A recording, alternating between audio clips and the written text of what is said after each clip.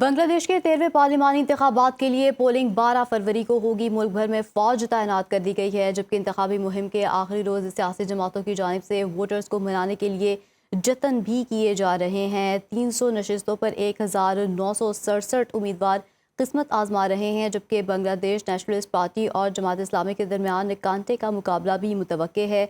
Exit polls और सर्वे reports के मुताबिक बांग्लादेश नेशनलिस्ट पार्टी का पलड़ा खासा भारी दिखाई दे रहा है और बीएनपी के चेयरमैन तारिक रहमान बांग्लादेश के अगले वज़ीर आज़म भी हो सकते हैं।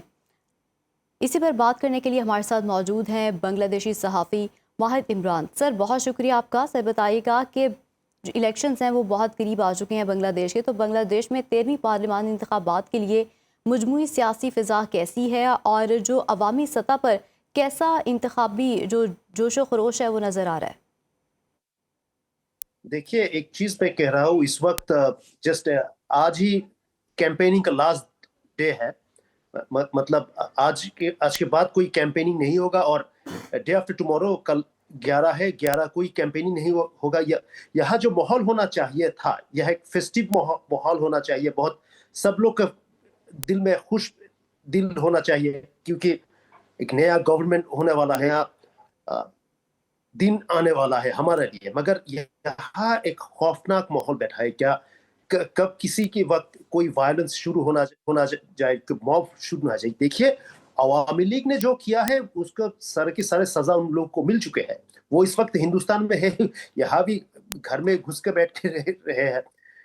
यहाँ उसके साथ कोई, इस इलेक्शन के इन लोगों के साथ कोई ताल्लुक नहीं है। मगर जो है सबसे बड़ा कंसर्न ये है, जो यहाँ जो अगली एक दिन बाद जो इलेक्शन होगा, ये इलेक्शन फ्री या फेयर इलेक्शन होगा या नहीं, ये एक बहुत बड़ी कंसर्न है। और इसी के साथ हम लोग एक क्या कहूँ, ये यहाँ हम लोग यहाँ एक डर के माहौल बनाकर बैठे हैं। कब किसी वक्त से कहीं से वायलेंस शुरू हो जाए।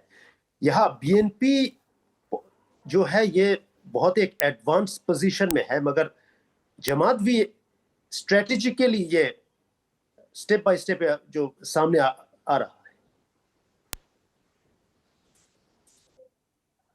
ठीक है सर, ये भी बताएगा कि इंतखाबात में सर्वे रिपोर्ट्स को बहुत अहमियत दी जाती है, तो अब तक सर्वे पोल्स में कौन सी पार्टी को बर्तरी हासिल है, कौन आगे है, कौन पीछे है? यहाँ जरूर मैं कहूंगा सबसे आगे बीएनपी है, मगर बीएनपी के रेपुटेशन कुछ दांव पर है।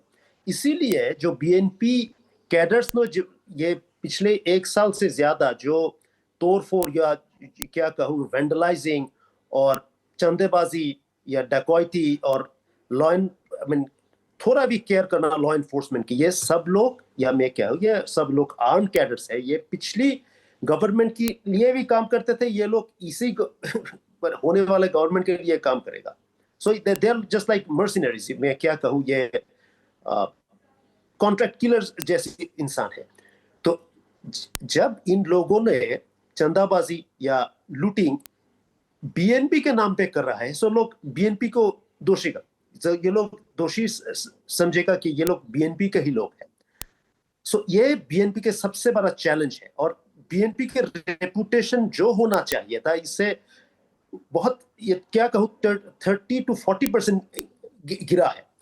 मगर सबसे स्ट्रेटेजिक पोजीशन में है जमात इस्लाम। जमात इस्लाम की एक कहावत है, slow and steady wins the race.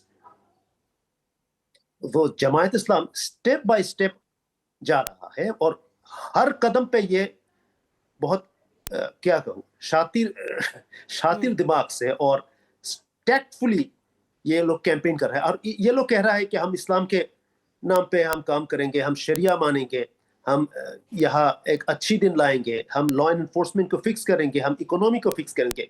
ये लोग, ये सब इन लोगों के एजेंडा के अंदर है। मगर आप अभी भी कुछ नहीं कह सकता कि कौन ये इलेक्शन में विन करेगा या जीतेगा। ठीक है, कुछ भी कहना कबल अज़ वक्त होगा। ये भी बताइएगा कि आप बात कर लेते हैं इलेक्शन कमीशन के हवाले से, तो जो आने वाले इंतखाबात हैं उसमें इलेक्शन कमीशन के किरदार और जो सिक्योरिटी इंतज़ामात हैं वो कैसे दिखाई दे रहे हैं? और हमने माजी में भी देखा कि अवामी लीग पर एक तरफा इलेक्शन कराने के इल्ज़ामात भी लगते रहे हैं। तो इस मरतबा शफाफ और पुरअमन इंतखाबात के इम्कानात कितने रोशन हैं? ना देखिए, एक चीज कहूंगा कि अवामी लीग इस इलेक्शन के लिए एक पास चैप्टर है। अवामी लीग के कोई पार्टिसिपेशन नहीं है और इस वक्त ये के बने नामुमकिन है अवामी लीग का पार्टिसिपेशन और इवन इन्फ्लुएंस करना। वो जरूर ये लोग कोशिश तो करेंगे, मगर अगर आप कहे कि लॉ एंड एनफोर्समेंट और इलेक्शन कमीशन ये मैं कहूंगा कि ये इलेक्शन कमीशन जो है उसको हर्ड लाइन में जाना चाहिए था। बहुत पहले से ही कुछ रूल्स एंड रेगुलेशंस करना देना चाहिए था। ये उतनी अच्छा परफॉर्म नहीं कि जितनी अच्छा ये कहा था और इसको करना चाहिए था। और एक बात, अगर आपको लॉ एंड एनफोर्समेंट के बारे में कहा है, लॉ एंड एनफोर्समेंट क्या कहूं कि हम लोगों का विश्वास ही उठ गई है लॉ एंड एनफोर्समेंट के ऊपर।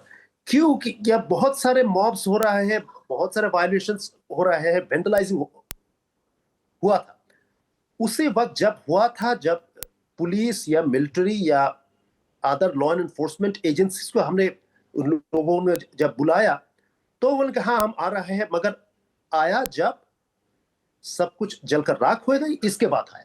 2 दिन पहले मैंने डेली स्टार के एक एडिटर के साथ में मैंने बात की। उन लोगों ने कहा अगर मिलिट्री चाहता या फिर अगर लॉ एंड एनफोर्समेंट चाहता तो बहुत अच्छी से वहां की जो वेंडलाइजिंग हुई है दिसंबर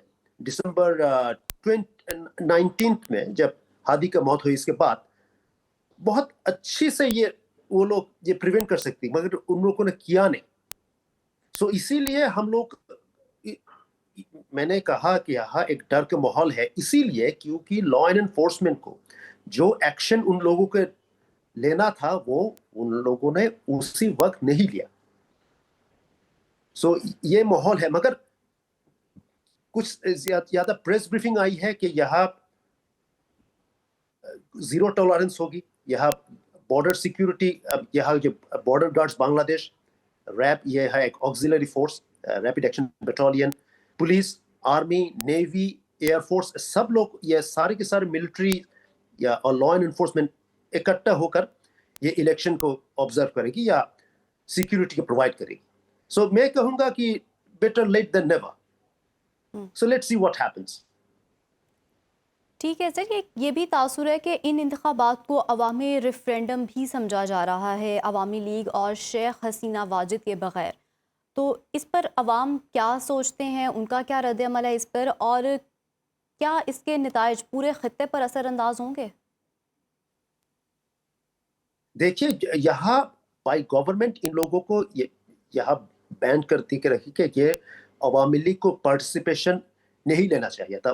वेल, अगर यहाँ में तो ये हम नहीं कह सकते कि 100% अवामी लीगर्स वो लोग करप्ट है। यहाँ अवामी लीग में बहुत सारे अच्छे लोग हैं, वो लोग भी पार्टिसिपेट कर सकते थे। ये भी एक कहावत है यहाँ इस वक्त। मगर इस जब इन इन पार्टी को बांग्लादेश में इस इलेक्शन के लिए बैन किया और ये लोग सारे के सारे मेन लीडर्स हिंदुस्तान या दूसरी मुल्क पे भाग गई, इसीलिए ये पार्टी इस वक्त नाकामयाब है। इस पार्टी इस वक्त इस इलेक्शन के लिए, मगर ये लोग इन्फ्लुएंस करने की कोशिश तो जरूर करेंगे, मगर कुछ ज्यादा कुछ नहीं कर पाएंगे। मगर मैं ये कहूंगा कि इन लोगों को भी यहाँ पार्टी एक हिस्सा लेना चाहिए था। I mean, the election commission should have, I mean, let the party to take part with lots of restrictions or lots of terms and you can say do's and don'ts. They have to provide all these terms and other issues. But ultimately, it was the NCP and the other parties all together. इन लोगों ने एक साथ मिलकर कहा कि इस वक्त इस इलेक्शन के लिए हम अवामी लीग को बैन कर रहे हैं।